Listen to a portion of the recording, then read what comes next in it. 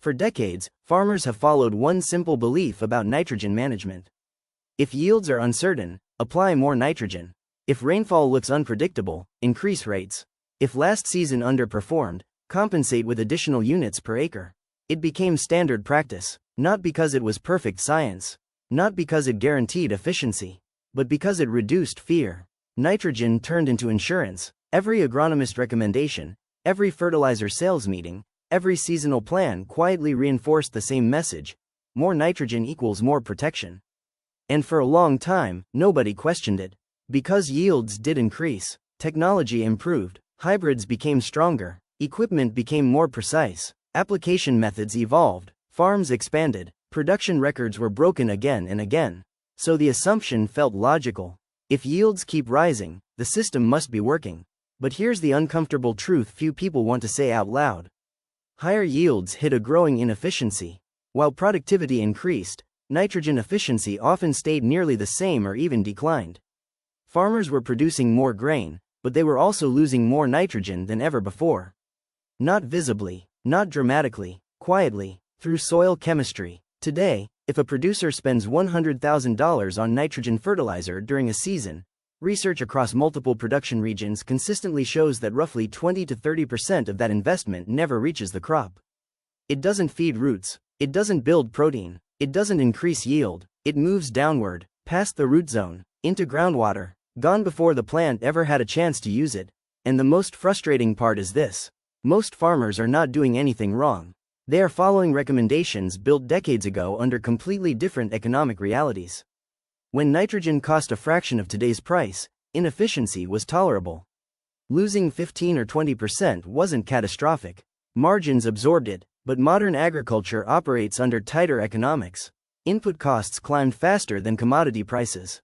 Equipment financing increased, fuel volatility became normal, land costs rose aggressively. Suddenly, losing nitrogen is no longer agronomy. It's finance. Imagine writing a check for $30,000 and watching it dissolve into the soil after the first heavy rain.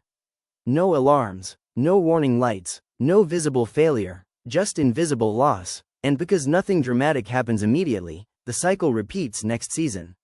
Apply early, apply heavy, hope weather cooperates, hope roots catch up, hope efficiency improves, hope becomes strategy. But soil chemistry does not respond to hope. It responds to electrical charge, microbial activity, moisture movement, and timing. And this is where the story changes. Because nitrogen loss is not primarily caused by farmer decisions. It is caused by misunderstanding how nitrogen actually behaves underground. Most recommendations still assume nitrogen remains available once applied. In reality, nitrogen begins transforming the moment it enters the soil. Within days, sometimes hours, fertilizer nitrogen changes chemical form. And once that transformation occurs, control is largely lost. Rainfall becomes the decision maker. Soil texture becomes the transport system. Gravity becomes the accountant. Every inch of rainfall after conversion starts moving nitrate deeper into the profile. Meanwhile, early season crops have minimal root systems. At planting, corn roots occupy only a tiny fraction of available soil volume. The plant simply cannot capture nutrients moving rapidly downward. So farmers unknowingly create a timing mismatch. Nitrogen availability peaks when crop demand is lowest. And when crop demand finally accelerates during rapid vegetative growth, part of that nitrogen investment has already disappeared. Not stolen, not misapplied, just misplaced in time. This mismatch explains why increasing nitrogen rates often produces diminishing returns. More fertilizer does not solve inefficiency. It temporarily masks it, and masking inefficiency became industry habit.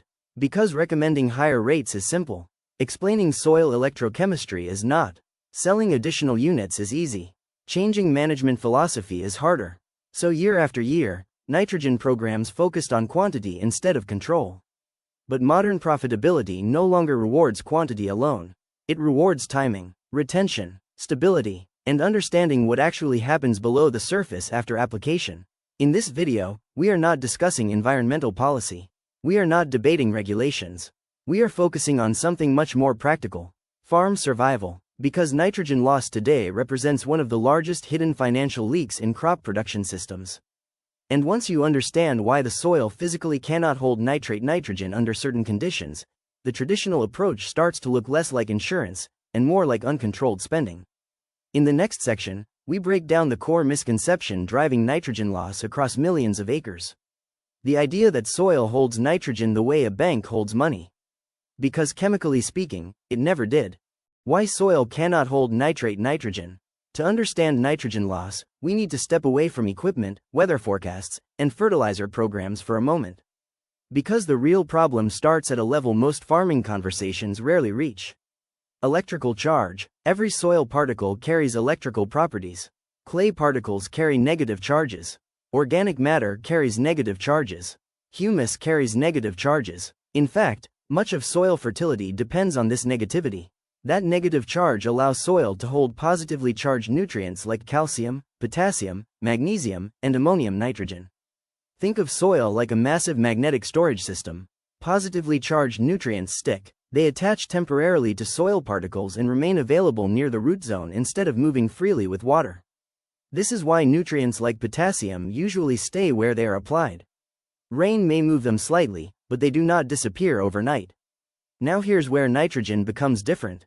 Nitrogen applied as fertilizer rarely stays in one chemical form. Most nitrogen programs ultimately convert into nitrate nitrogen, NO3, and nitrate carries a negative electrical charge. Same charge as soil, same charge as clay, same charge as organic matter. And physics follows a simple rule. Equal charges repel. The soil does not grab nitrate. It pushes it away. This is not management failure. This is chemistry. The moment nitrogen converts into nitrate form, it becomes highly mobile. It dissolves easily in soil water.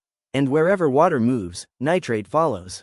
Downward, always downward. Gravity becomes transportation. Rainfall becomes acceleration. And suddenly nitrogen behaves less like fertilizer and more like dye poured into water. You cannot stop movement once it begins. Now consider what happens after a traditional pre-plant nitrogen application. Fertilizer is applied weeks before peak crop demand.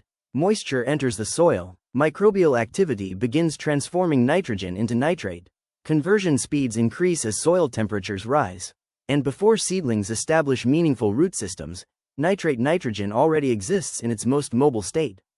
At this stage, farmers believe nitrogen is waiting for the crop. In reality, nitrogen is waiting for rain. And rain always arrives before peak uptake. A single heavy rainfall event can move nitrate several inches deeper into the soil profile. Multiple events compound the movement. Each storm pushes nutrients further away from emerging roots. Not dramatically enough to notice, but consistently enough to matter. By the time corn enters rapid vegetative growth stages, roots begin searching aggressively for nitrogen. Demand explodes. Plant metabolism accelerates. Yield potential is being determined daily. But part of the nitrogen investment now sits below active uptake zones. Unavailable, out of reach, and because deficiency symptoms may appear subtle early on, producers often respond predictably. They increase rates next season, which temporarily compensates for losses, but never fixes the cause. This cycle created one of agriculture's most persistent myths. That nitrogen loss is unavoidable. That 20 or 30% loss represents normal efficiency. That weather alone determines outcome. But weather is only part of the equation. Timing and chemistry determine vulnerability. Here's the uncomfortable industry reality. Traditional nitrogen recommendations were developed when fertilizer prices were low and environmental mobility received little attention. Efficiency mattered less than yield security. Applying excess nitrogen ensured acceptable performance under variable conditions. From a risk standpoint, it worked. From an efficiency standpoint, it leaked money. Modern farming economics changed the equation. Nitrogen now represents one of the largest single input costs on many operations. Margins tightened. Every unit matters, yet recommendations often remain structurally identical to programs built 40 years ago. Apply early, apply enough, hope retention follows, but soil does not operate on hope. It operates on charge balance, microbial conversion, and water flow dynamics. And once nitrate forms, control declines rapidly. Imagine filling a fuel tank that slowly leaks through invisible holes. Instead of repairing the tank, more fuel is added each season. The machine still runs, but efficiency never improves. That is nitrogen management on millions of acres today. Farmers are compensating for movement instead of preventing it. And prevention begins with understanding transformation. Because nitrogen loss does not begin when rain falls. It begins when nitrogen changes form. The critical question becomes not how much nitrogen to apply, but how long nitrogen can remain stable before conversion. Control the timing of conversion, and mobility decreases. Lose control of conversion, and rainfall dictates outcome. This realization shifts nitrogen management from application strategy to chemical timing strategy. And once producers understand this shift, a different question emerges. If nitrate moves so easily, why are we still applying most nitrogen before the crop even needs it? That question leads directly to the largest operational mistake still common across modern agriculture: applying nitrogen when plants cannot yet use it. In the next section, we move from chemistry to field reality. Because understanding nitrate movement explains the mechanism, but seeing how timing mismatches destroy efficiency explains the cost. And the numbers behind that cost tend to surprise even experienced producers. The timing mistake costing thousands per season. Up to this point, we've talked about chemistry, electrical charge, nitrogen transformation, nitrate mobility, but none of that matters unless it connects directly to what happens in a real field. Because farmers do not manage molecules, they manage seasons. Planting windows close quickly, weather forecasts shift daily, equipment schedules overlap, labor availability matters. Decisions must be made weeks before certainty exists. So pre-plant nitrogen application became standard for one simple reason: efficiency of operation. Applying nitrogen early saves time later. One pass instead of two. Less logistical pressure during planting. Reduced risk of missing narrow field windows. Operationally, it makes perfect sense. Biologically, however, the crop operates on a completely different timeline. And this is where the mismatch begins. At planting, corn plants demand almost no nitrogen. During the first several weeks after emergence, growth remains slow. Root systems are shallow. Leaf area is limited. Nutrient uptake remains minimal. In fact, during early vegetative stages, total nitrogen uptake represents only a small fraction of seasonal demand. The plant simply does not need large nitrogen availability yet, but the soil already contains it. Fully exposed, fully vulnerable. Waiting. Now consider what happens during this same early season period. Spring rainfall increases. Soil temperatures fluctuate upward. Microbial activity accelerates rapidly. Nitrogen conversion into nitrate speeds up precisely when plant demand remains low. So the system unintentionally creates exposure time. Weeks of exposure, sometimes months. Every rainfall event during this window moves nitrate slightly deeper. Not enough to trigger alarm, but enough to slowly separate nutrient placement from root access. And separation equals inefficiency. Research consistently shows that the majority of corn nitrogen uptake occurs later in the season, particularly between rapid vegetative growth stages. This is when biomass accumulation accelerates dramatically. Daily nitrogen demand spikes. The crop shifts from establishment mode into production mode. Yield potential is being decided almost daily. Roots expand aggressively searching for nutrients. But nitrogen applied early may already sit below active uptake zones. And here lies the hidden financial problem. Loss rarely appears as catastrophic yield failure. Fields still produce, harvest still happens, but yield response becomes inconsistent.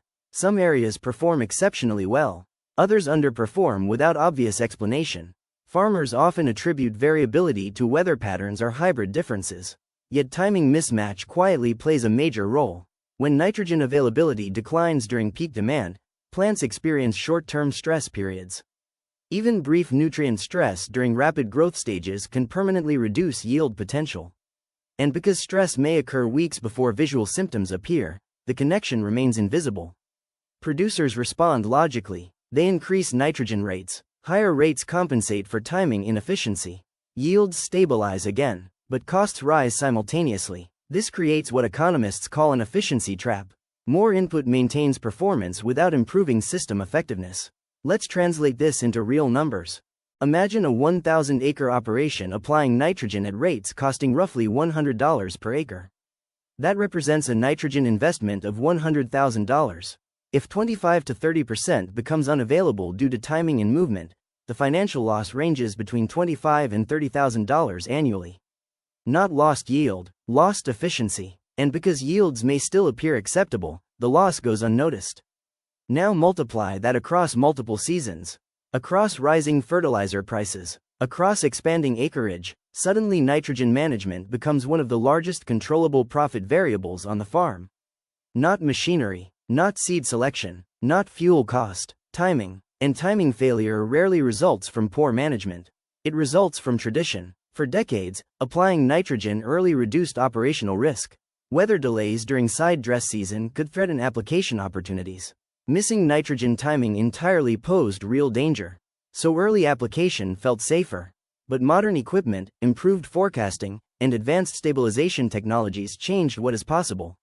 Risk has shifted. Today, the larger risk may no longer be late application. It may be early exposure.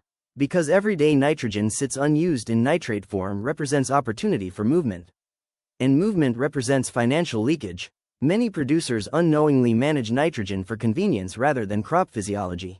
Convenience optimizes workload, physiology optimizes profitability, and bridging that gap represents one of the most impactful adjustments available in modern crop management.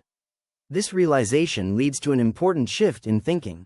The goal is not maximizing nitrogen presence in soil. The goal is synchronizing nitrogen availability with crop demand. When supply matches uptake timing, efficiency rises dramatically. Loss decreases, return per unit improves, and often, total nitrogen rates can stabilize or even decline without sacrificing yield. But synchronization requires changing how nitrogen is delivered across the season. Which brings us to the practical question every producer eventually asks. If early application increases exposure, how do we keep nitrogen available when crops actually need it? The answer does not involve revolutionary products or expensive technology. It involves management control, splitting timing, stabilizing transformation, and temporarily holding nitrogen in forms the soil can actually retain. In the next section, we move into solutions. Not theoretical solutions, operational ones already being used successfully on working farms. Because once nitrogen timing aligns with plant demand, efficiency stops depending on luck and starts depending on management. Keeping nitrogen where it actually pays. Once farmers understand why nitrogen moves, the next question becomes unavoidable. If nitrate nitrogen cannot be held by soil, how do we keep fertilizer available long enough for the crop to use it? The answer is surprisingly simple. Control time, not quantity. For decades, nitrogen programs focused almost entirely on how much fertilizer should be applied per acre. Modern efficiency depends far more on when nitrogen becomes available. Because nitrogen loss rarely happens at application. Loss happens during exposure. The longer nitrogen exists in nitrate form without active crop uptake, the greater the probability of movement. So the objective shifts. Instead of protecting yield with excess nitrogen, producers begin protecting investment through timing management. And successful operations across multiple regions increasingly follow three core principles. Reduce exposure, delay conversion, match crop demand. The first adjustment involves something many growers resisted for years. Split application. Rather than applying the full nitrogen program before planting, nitrogen is divided into multiple applications across the growing season. Part applied early, part applied closer to rapid crop uptake. This approach immediately shortens exposure time. Early nitrogen supports establishment, later nitrogen feeds production. Instead of sitting vulnerable in the soil profile for months, nitrogen enters the system closer to the moment plants actually require it. Think of it less like filling a storage tank and more like supplying fuel on demand. You wouldn't fuel a combine months before harvest and expect zero evaporation or loss. Yet traditional nitrogen programs often follow that exact logic. Now, operational concerns naturally arise. Weather delays, equipment availability, labor scheduling, all valid considerations, but modern side dress equipment, high clearance applicators, and improved planning allow many farms to apply nitrogen efficiently during vegetative stages without disrupting operations.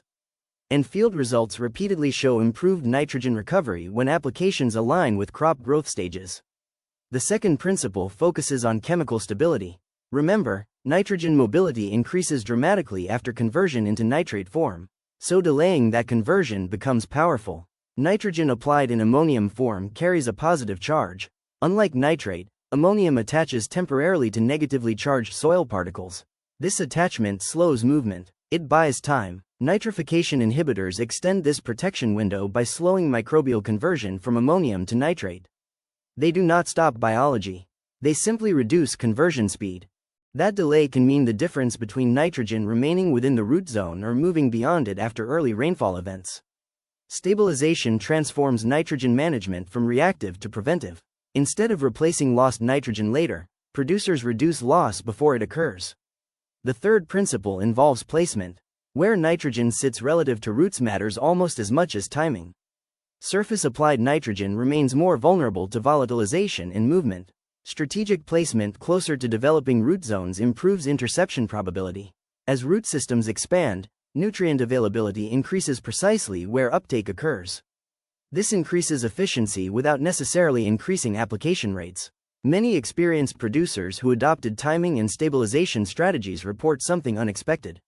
Yield stability improves even during variable weather seasons, because nitrogen availability becomes less dependent on rainfall patterns. Instead of hoping moisture incorporates fertilizer correctly, management creates controlled availability. And control reduces financial volatility. Importantly, none of these adjustments require abandoning proven agronomic systems. They refine them. The goal is not radical change, it is synchronization. Nitrogen present when plants demand it. Nitrogen protected when plants cannot yet use it. Nitrogen positioned where roots can intercept it efficiently. And when synchronization improves, something interesting happens. Producers often discover they are no longer compensating for loss with excess application. Efficiency rises. Return per pound increases. Input decisions become strategic rather than defensive. Nitrogen stops behaving like a gamble. It becomes a managed asset. However, one final misconception still prevents many operations from fully improving nitrogen efficiency. The belief that weather ultimately controls outcomes no matter what management decisions are made. In reality, weather influences results, but management determines vulnerability.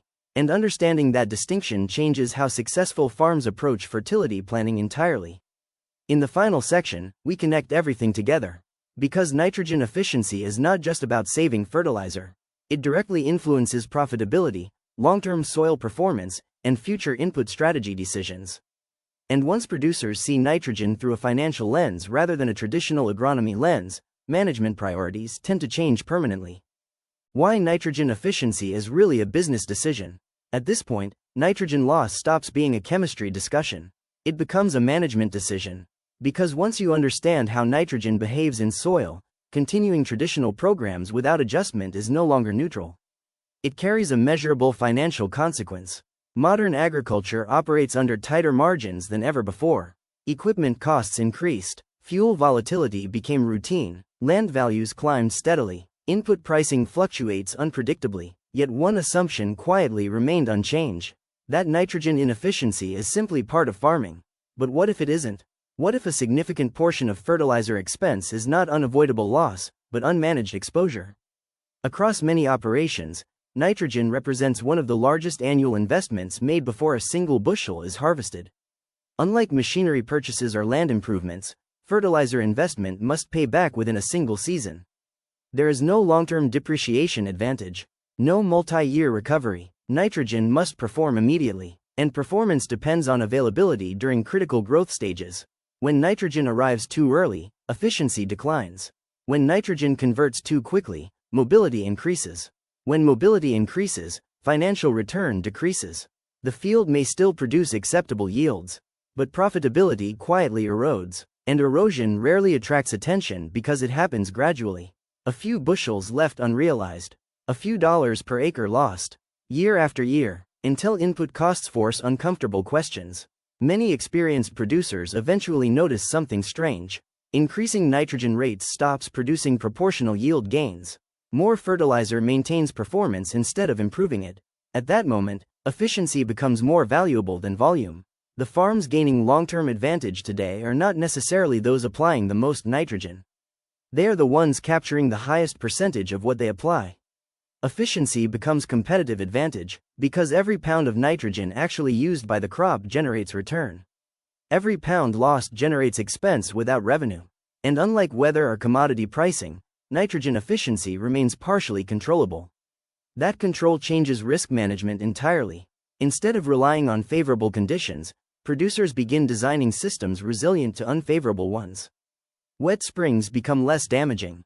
Unexpected rainfall events carry reduced financial impact. Crop nutrition becomes more predictable. Predictability stabilizes income, and stability allows better long-term planning decisions. This shift also changes how successful farmers evaluate recommendations. The question moves from, how much nitrogen should I apply? To, how long will this nitrogen remain available? That single change reframes fertility strategy. Nitrogen management becomes timing management, conversion management, risk management, and ultimately, profit management. Because the goal was never maximizing fertilizer application. The goal has always been maximizing return per acre. And once nitrogen efficiency improves, many producers discover something important.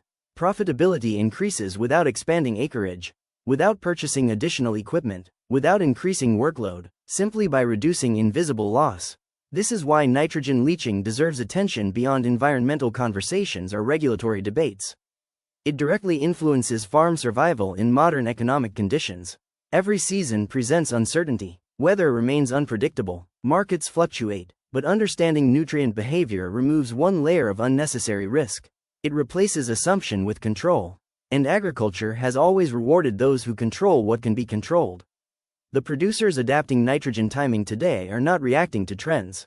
They are responding to physics. So the next time nitrogen is applied, the question worth asking is simple. Is this fertilizer feeding the crop, or feeding the groundwater? Because the difference between those two outcomes may represent tens of thousands of dollars each season. And once seen, that difference becomes impossible to ignore. If this breakdown challenged how you think about nitrogen management, subscribe to the channel. Because in the next video, we're exposing another silent yield limiter affecting farms across North America. A soil factor most producers measure, but few truly manage correctly. pH imbalance, the hidden reason phosphorus applications often fail to deliver expected results. Until then, remember this. Nitrogen does not disappear randomly. It follows chemistry, and profitability follows management.